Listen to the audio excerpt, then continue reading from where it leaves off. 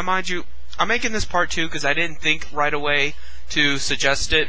But for those of you saying that this is the problem with government, it's in fact government that's going to be able to save you as poor people if indeed you do have to pay for mandatory insurance and there's nothing to save you. Let's say there is no free insurance available for you. Let's say there is no sort of subsidy available for you.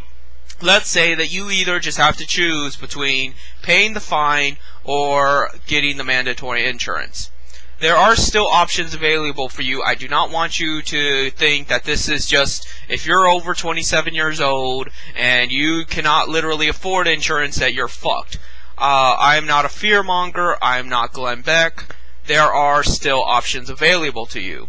One such option is going to your state legislator to vote on possibly turning the fine into something so minimal that even a homeless person could pay for not having mandatory insurance. The way the law is set up is when the federal government legislates something, the states have the ability to either ignore it or alter it in some way. Usually they follow it to the letter, because to not do so could incite the wrath of the federal government. Now, the federal government isn't just going to step in with the military and stomp around for not following the law, but it's almost like we live under a big conglomerate. The government itself is ran almost like a corporation. Let's say, as an example, Walmart wanted to put gay flags all over Walmart, and that every afternoon at 5 p.m. people had to sing the gay national anthem. And your individual Walmart store said, no, I'm not going to do that.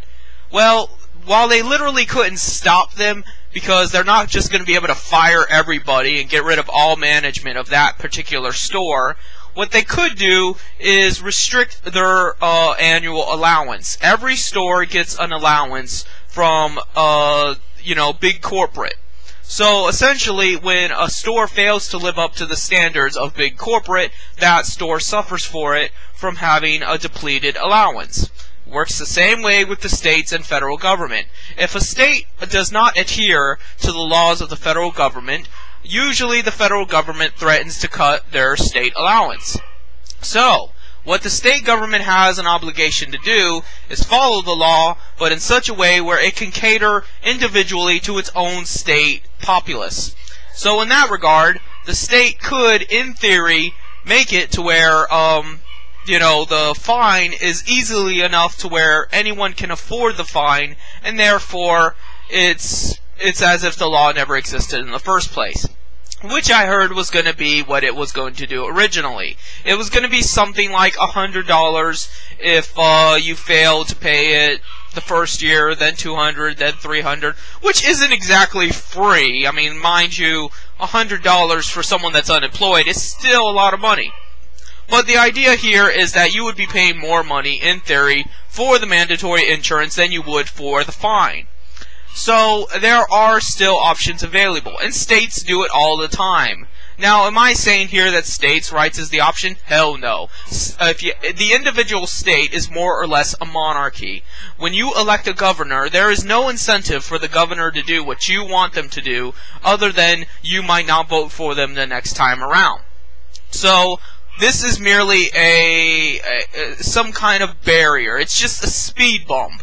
The reason why there's all these checks and balances was to avoid corruption. But let's face it, you can't simply avoid... It's like the meme. One does not simply avoid corruption. That's what we're dealing with here.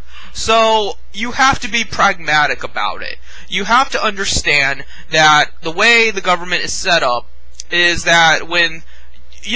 let me put it this way. I'm not shocked that it got passed. It was completely legitimate. The state representatives argued the issue, voted for it, then the Senate argued for the issue, voted for it, then the President signed the bill, and then the Supreme Court ruled whether or not the bill was unconstitutional, and if all those branches managed to do this, then clearly it was a legitimate concern. Now, the issue here is that the individual states have the duty to cater to their particular population, by making it to where the mandatory insurance can be affordable.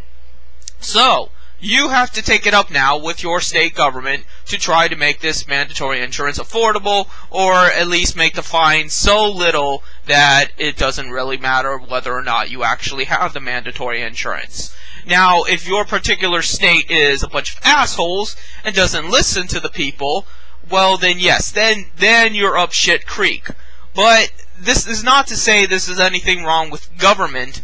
This is merely suggesting that people cannot be trusted, and that is why I am so vehemently anti-capitalist, because I know better. I know better than to allow people to have ownership of property and the means of production and authority over said means of production, because this sort of thing always happens. And this sort of thing is always going to happen so long as we continue to accept it.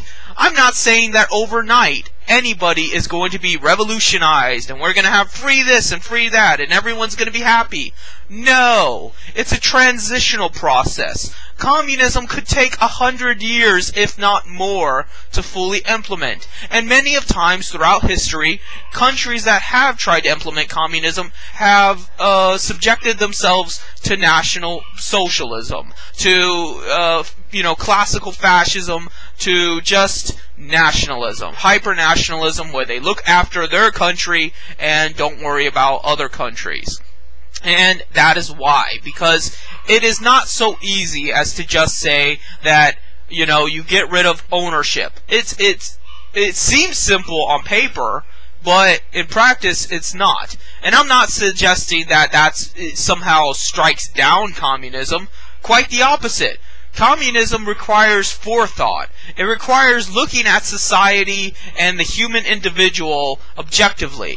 It requires deep analyzing of how our economic and social systems work. No one said that it was going to be easy. No one said that a revolution was just going to be everyone get together and vote a certain way. But I am saying that you don't have any other choice. What I'm saying here is that what other option do you have? Either you fight and you do what you can, or you just accept your enslavement as part of the capitalist enterprise. That's it. That's your only two choices in life. And if you're willing to accept your enslavement, then why do you even bitch about anything at all? Just let your capitalist overlords decide for you, tell you what right and wrong is, and just go about your meaningless life until one day you cannot physically do it anymore. Until one day you just cannot physically live up to the standards of being a slave, and then you die. That's it. So, it's not as simple as to say that if you just did this and you did that, we'd be a communist utopia. I am not an idealist, despite what some people might think. I try to be optimistic.